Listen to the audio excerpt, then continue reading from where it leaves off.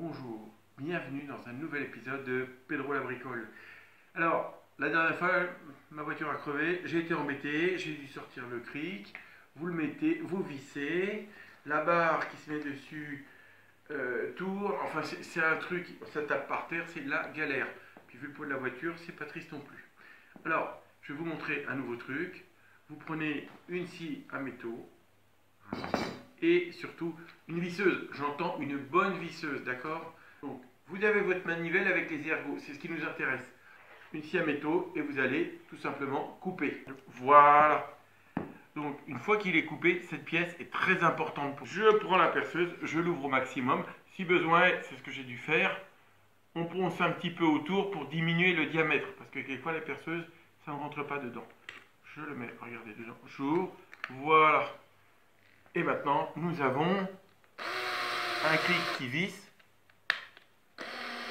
ou qui permet. On emboîte et là, on descend. Ou s'il faut, on fait monter la voiture. Maintenant, nous allons aller tester ça directement sur la voiture.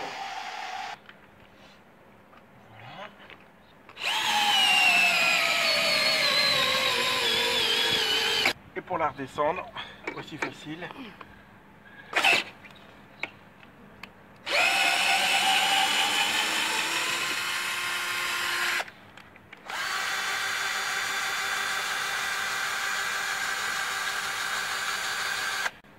Voilà un cric très facile à utiliser.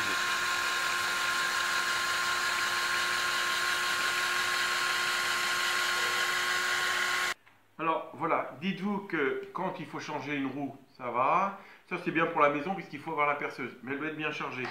Regardez, hop, ça monte, ça descend. Je ne me fatigue pas.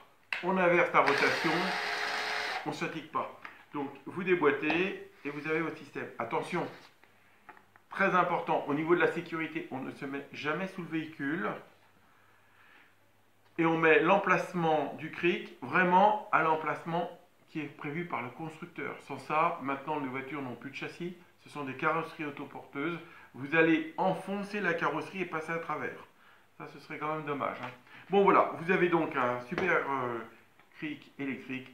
Et quand on inverse les pneus, on les permute, on met les pneus neige, ben c'est quand même drôlement pratique d'avoir ça et de s'amuser dans le froid à dévisser bêtement.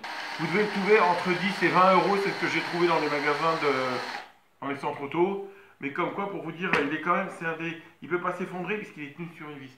C'est un des plus solides. À l'époque où les constructeurs mettent juste une bombe et qu'il n'y a plus de cric, je trouve que c'est quand même pas mal. Voilà. Vous voyez, et on dévisse.